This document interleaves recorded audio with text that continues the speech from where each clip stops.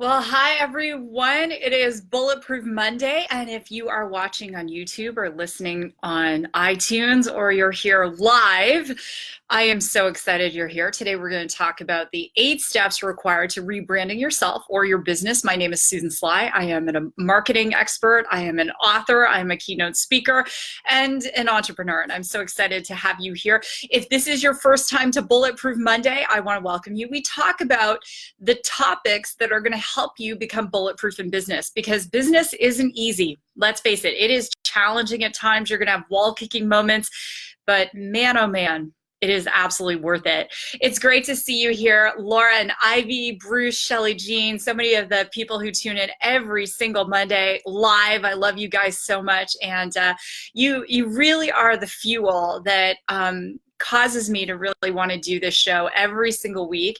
And if you have an idea for a show, just go ahead over to susansly.com. We entertain all the ideas. We do get some crazy ones, I will tell you that. And also, if you want to do some live coaching with me, if you are on my list on susansly.com, you get invitations to do things like free live coaching in a very private, intimate group that I do every couple of weeks. So I would love to have you do that. So anyway, with that, I want to get the topic started. So when is it time to do a rebrand? You could feel the following ways. You might be a little stuck emotionally.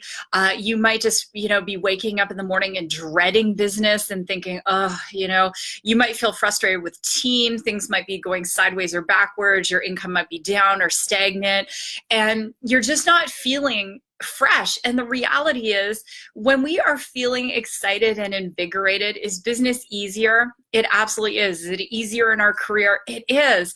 And when do we tend to feel the most excited and invigorated? Who can tell me? It's always when we're just getting started, right?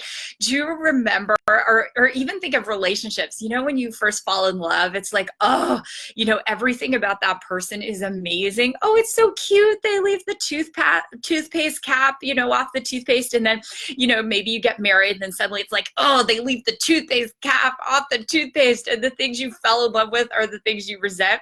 The same thing is true in business. When you first start your business, it's like, oh, great, I have these customers and I love them and I want to spend all this time with them.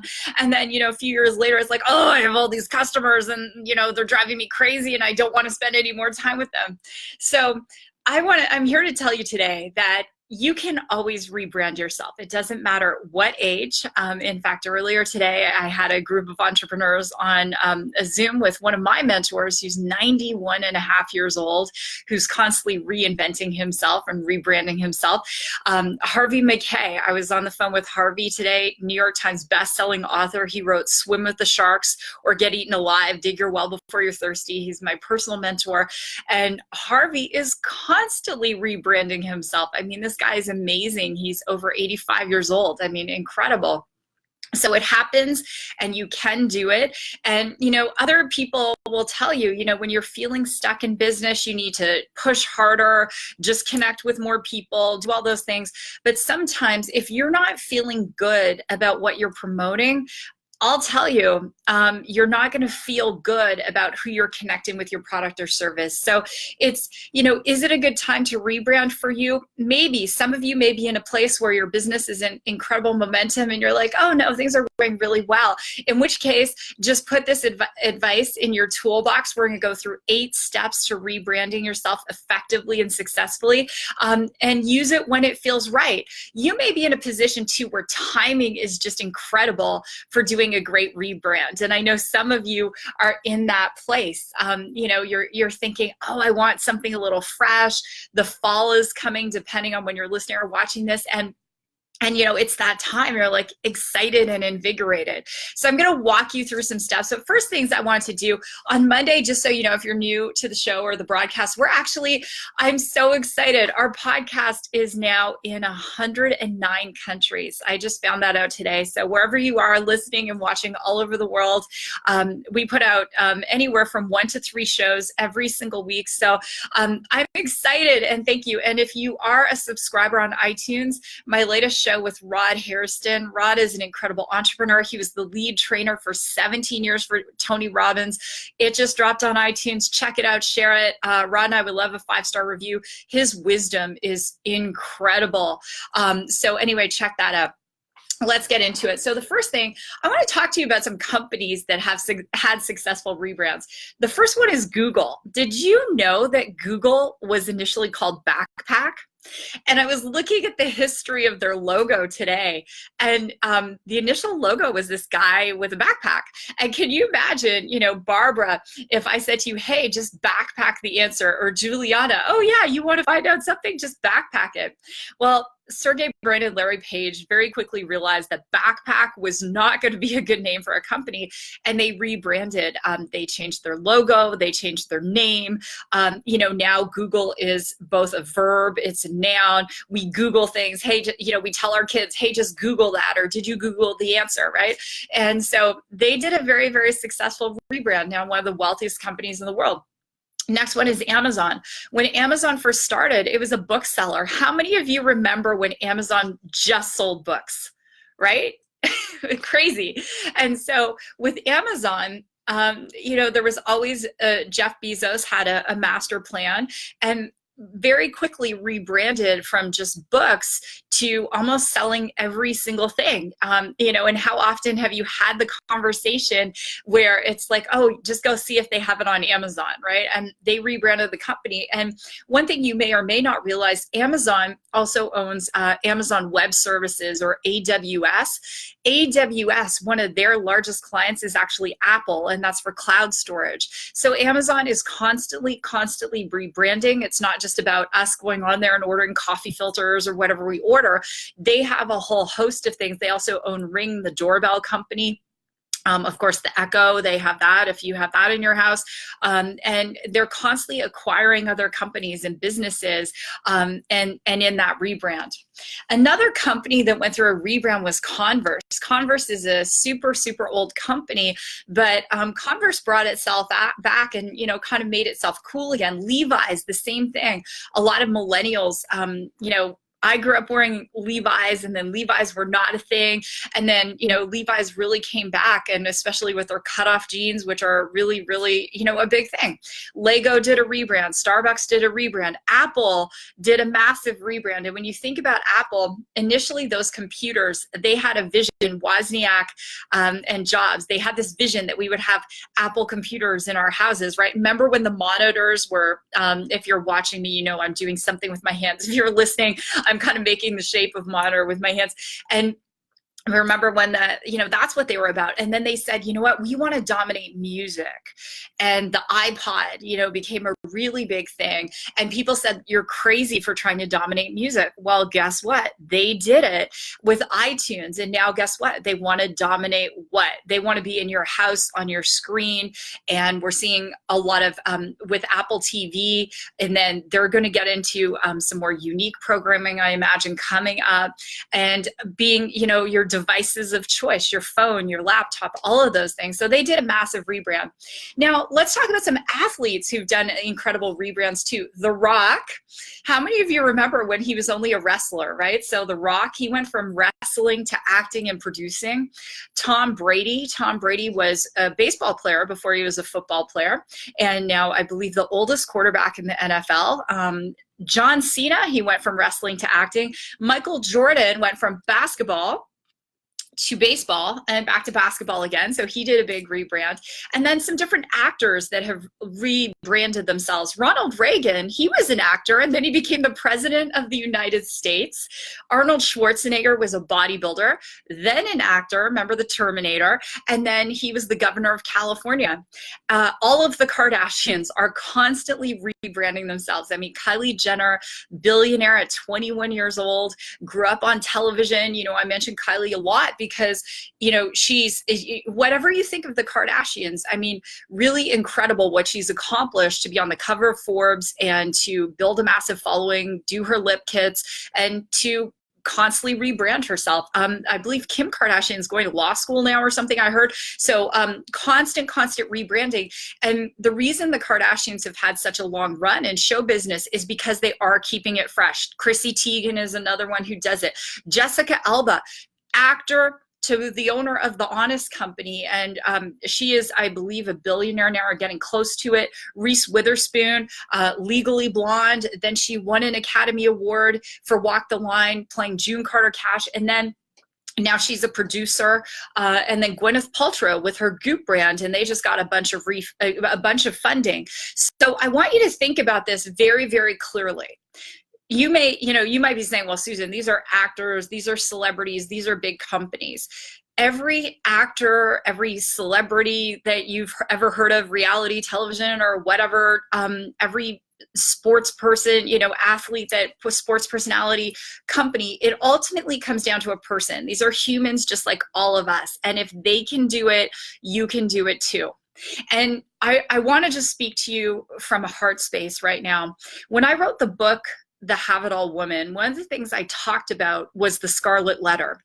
And Nathaniel Hawthorne, he wrote the book, The Scarlet Letter. And if you ever had to read that in school or you just chose to read it, Hester Prynne, she wore the A for adulterer, and everyone shunned her. And when I lost everything back in 2000, I was diagnosed with multiple sclerosis.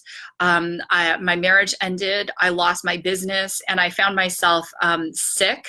I was a single mom. D for divorced. I was homeless for a period of time. I was living on my brother-in-law's sofa. There were a lot of scarlet letters that I could have worn. And I did have a pity party. When I was on ABC Family, they said, did you have a pity party? And I said, yeah, I did.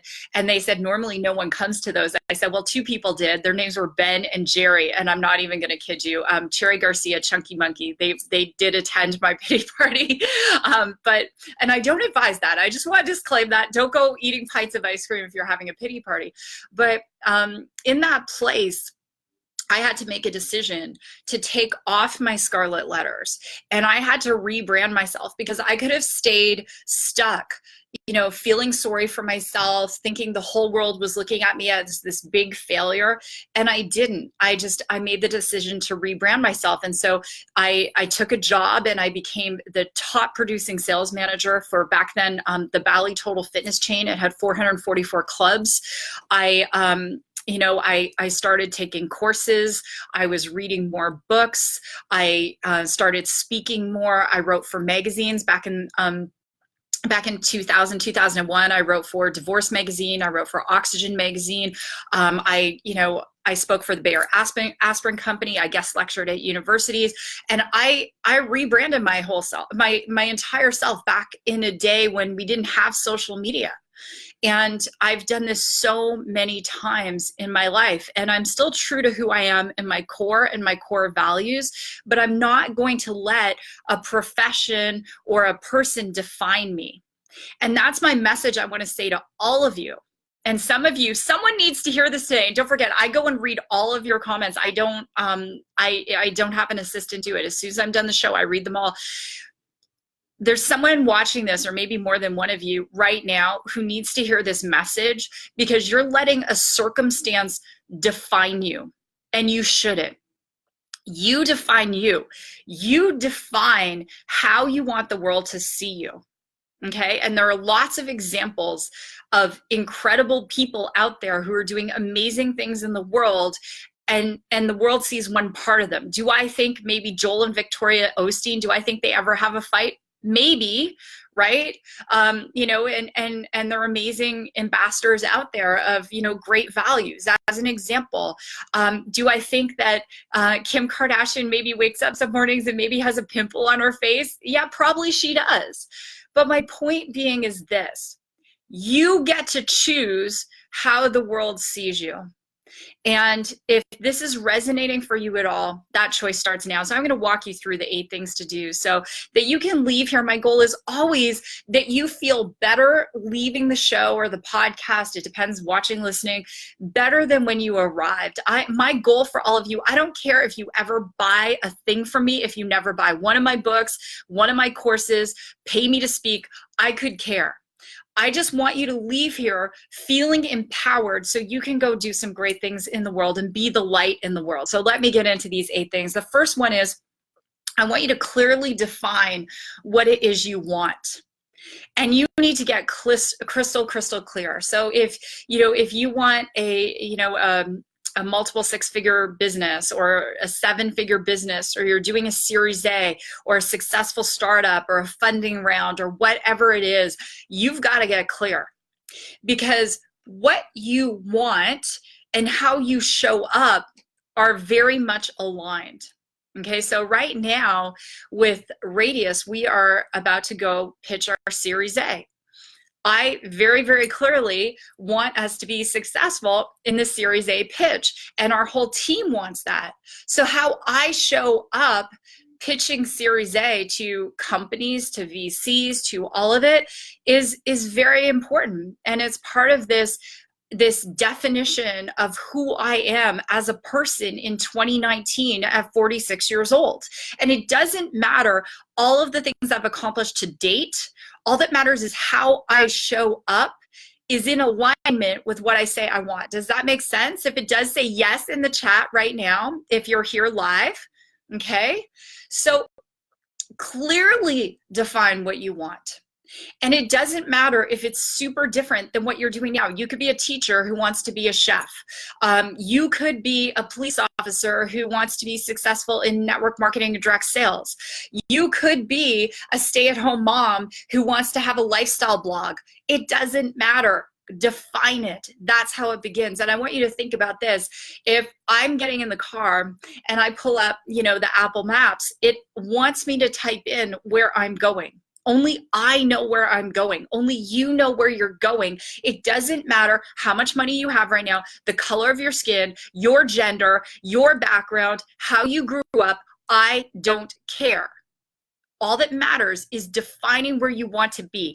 Every person at some point in their life is going to be a pioneer, and pioneers take a lot of arrows. Okay? And so if you're very blessed and you have people in your life who love and support you in this rebranding, that's fantastic. A lot of people don't, but they go forward anyway. I'm thinking about Venus and Serena Williams. Serena's on the cover of the August Bazaar magazine. Amazing woman. She's become a tech investor, a VC for women-backed firms. And she's in a whole area of rebranding herself. And think about this girl, this beautiful girl, showing up on a tennis court with her fashion and everything. And everyone's like, who does she think she is? Well, Grand Slam champion is who she is. Your results will have to speak for themselves. But at the end of the day, define what you want and be prepared to stand on that, stand on your soapbox and defend it. Number 2 is, who do you want to work with? Who is your ideal customer in your business? You guys hear me talk about this a lot, but you've got to get clear. Some of you need to rebrand because you attracted to you a bunch of people who gave you money and their expectations exceeded what you're prepared to deliver, and you're freaking exhausted.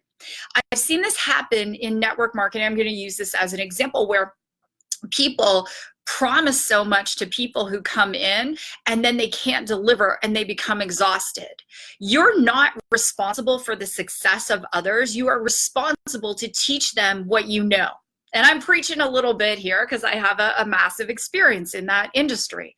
So the thing that I want to share with you is that your ideal customer is more than someone who can PayPal you or process a credit card with you. Your ideal customer, what are their likes? What are their pain points? How do they show up in the world? How do they champion themselves when things are not going well? Who is that ideal person that you want to do business with? And you want to get so clear, because before you spend a penny on marketing, before you spend, $10,000, $20,000, $30,000 with an agency, like a marketing agency, you better be clear on who you want to market to and why you want to market to them. And this is the third point. Why do you want to market to that person? Why? Okay? Because at the end of the day, people know your intent. They do. So why is that person important to you? Why is that person as part of this rebrand? Maybe it's a customer avatar that you have not even ever thought about working with before, but it fires you up. I was I had a coffee date with someone on Friday who was asking me for some advice. And, I got her to share her story, and she was telling me, and I said, wow, you went through this point where there was a lot of pain. What if you could build a business as a consultant and make six figures helping people who are in that similar situation navigate that pain? And she sent me a text. She's like, Susan, I am so freaking excited about this.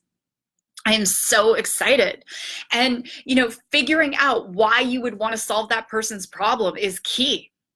And, it's interesting because I watch a lot of people who struggle with business, and they struggle with this whole concept of rebranding, and they're trying to do the same things in the same way they've always done, but they're not shifting how the world sees them in this current business environment. And we must shift. We must grow. We must evolve. Brands that stagnate die.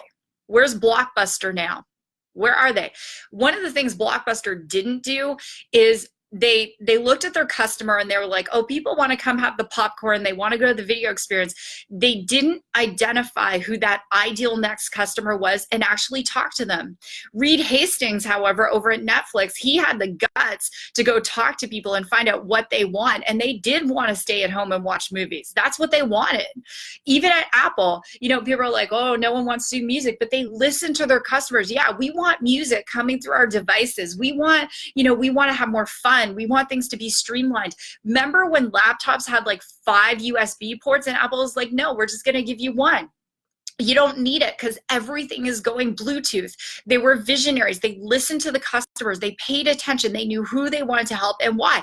They decided, we don't want to help people who want 5 USB ports. We want to help the person who understands where technology is going, right? Number 4, identify your brand pillars. Your brand pillars are what you represent to the outside world. And it doesn't matter what you're representing now, it's what you want to represent. So a brand pillar might be your faith. It might be your family. It might be travel. It might be cooking. It might be fitness. Who knows? There's so many different ones. And you want to change your brand pillars in your rebrand. So one of my brand pillars is technology. So, you might be saying, well, Susan, I've been following you for a long time. I haven't seen technology, up until recently. Why? Because I'm going through a rebrand. I'm rebranding my life. So I've always stood for organization, productivity. Those are brand pillars, but now technology. And it even is shifting what I read. So I read Medium Digest in the morning. I look at the articles on AI all the time. I'm starting to get people asking me more about my opinions on AI. In fact, someone called me earlier today. They said, I want to write about you in a national syndicated column. Will you give me a quote on AI? Absolutely, I will. It's what I post on LinkedIn. It's who I'm hanging out with. It's who I have on my show. That's a brand pillar for me, technology. And your brand pillars have to represent where you're going, not necessarily where you are. You may have, I'll give you an example. I have a girlfriend, she just did a bikini show, and she's 52 years old. Now, 18 months ago, you wouldn't have looked at her and said, put on a little skimpy bikini and some high heel shoes and parade around in front of people. She was not ripped. She was, she wasn't heavy, but she was not jacked whatsoever. And she said, no, this is what I'm going to do. And so on Instagram, she started showing her workout. She started showing her food preparation. Now she has thousands and thousands and thousands of followers. 18 months later, she's doing shows. She just placed third. And the 2 women that beat her were in their 20s and she's in her 50s. She placed third overall in a show in California last weekend, but it took her 18 months. And that's the thing. She decided what her brand pillars were going to be, and she started posting like it. She started living like it until that became part of who people knew her as. Does that make sense, everybody? I hope it does. All right. Next is number 5 is revamping your social media. So I touched on this. Thank you, Patty, for saying right, and Pat. Revamp your social media.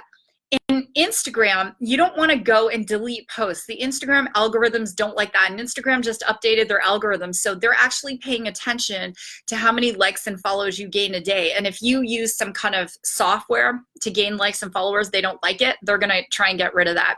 They want it to be organic. They're asking you now what you want to post. They're looking for verified accounts. There's a process to get verified. You have to have media mentions. You have to have a whole bunch of stuff. I'm going through that process right now myself.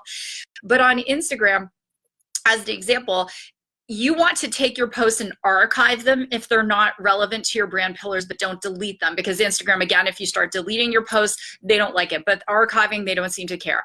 Over here on Facebook, if you're here on Facebook and you're here with me live, the same thing. Go through and get rid of stuff that doesn't represent your current brand pillars. Some of you have been here like me over a decade. That's okay. Go through, get rid of some of that stuff.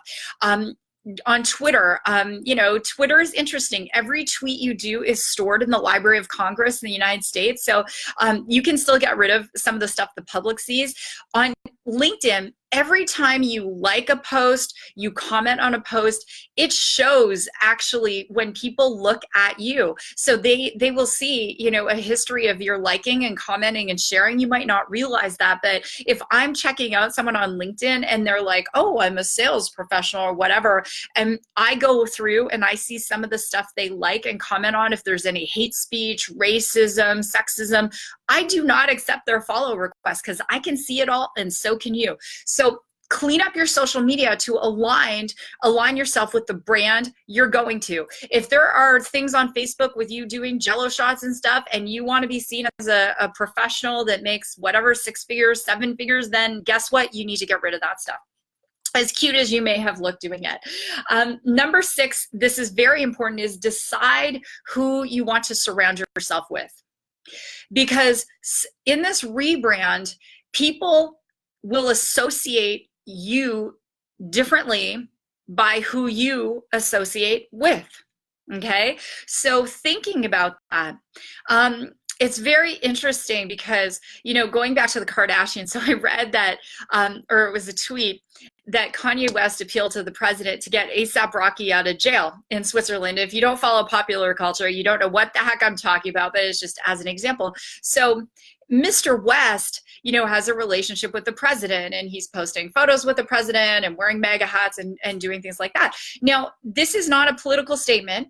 I'm just giving you an example, so I want to disclaim that. So who he's choosing to align himself with, what he's posting, whatever, is around his brand pillar, because there's a rumor that he's going to run for office at some point, so that's why he's doing that. He's starting to think very forward. A lot of politicians think in 4-year periods. I know there's someone, it's rumored that they're going to run for the office of the president in I have to think 2024, and they're getting more active on Twitter now, right? And so you begin to think along those lines, and it's this association is what you like, what you share, who you follow, who you quote, who you're photographed with, who you do videos with. All of those things are very important. And so as you begin to change your brand pillars, thinking about that. So I'm traveling this week to Las Vegas. I'm keynote speaking at an event for women. I'm so excited. These amazing women entrepreneurs for a company called Stream. And I'm so excited about that. Anyway, I have a dinner scheduled with my friend Dennis Yu, who's a global Facebook expert, keynote speaker. He's so super smart. And I'm going to be, depending on how things go, you'll just have to follow along and see who I'm going to be hanging out with. But my point being is that if I am with someone who's relevant to one of my brand pillars, am I going to post it? Yes. Am I going to share it? Yes. I was just hanging out with Zach Ferris, who's the CEO of Coplex. Coplex is an incubator for startups, and they have a vision to become the largest VC firm in America in 7 years. And Zach is a friend of mine. So every time I'm with Zach, even if it's a selfie, I'm posting it because it's a brand pillar. It is relevant to where I'm going in my career. Does that make sense? Hopefully it does. Okay. All right. So number 7 is modeling. And what I mean by modeling is modeling people in your space, and listening and watching what they're posting, what they're sharing, what they're doing. It's an amazing form of flattery, as we all know. So pick some people, not just one person, but pick some people in your space. Look at how consistently they're posting, how they articulate themselves, what kind of format they're using. Are they doing video? Are they podcasting? What is it they're doing? And you begin to model that behavior. And that is really, really going to assist you. So when I think about people that I want to model, one of your questions might be, and I'm not afraid to tell you guys anything on this show, so I'm just very raw and real. So one of the people that I admire a lot is Tim Ferriss. Tim and I both stand for productivity. We both love tech. We're both podcasters. We know some mutual people in common. Shouts out to Tim Ferriss. And so I admire how he, really he's not salacious on social media. He just gets to the point. He has really interesting guests. And that's something that, I admire about him. I've done a speaking event with Gary Vee many years ago in Las Vegas. And it's interesting because back then Gary was like, oh, work-life balance doesn't exist, and now he's posting about work-life balance. I have to laugh, but I really admire how Gary's out there hustling. He's putting out a lot of very quality content, great content redeployment, talking about technology. I think it's fantastic. I have lots of different people that I model, and it's very important that we all have role models, and we don't necessarily have to have a personal relationship with them, but we have to be very, very clear on what they're deploying, why they're deploying it, and how that represents their brand.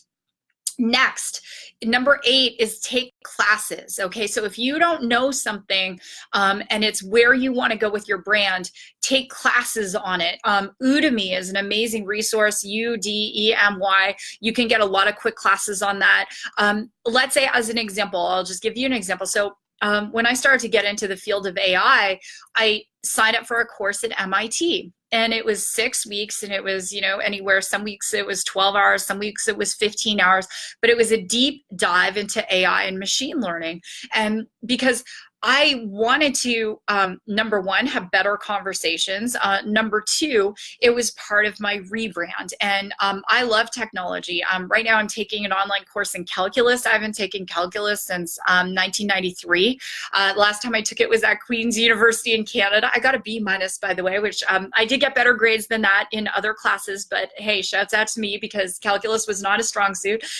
So I'm taking a class in that. I'm looking at other things where I can be constantly learning. That's why events are important. When we do only 4 days, it's a deep dive into branding, and we bring experts in Facebook and Instagram and different branding aspects, all of it, because that immersion style learning is so important.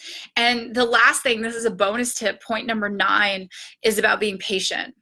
As I shared, my girlfriend, 18 months to rebrand herself in this area of being a very serious bikini competitor at 52 years old. You can follow her on Instagram.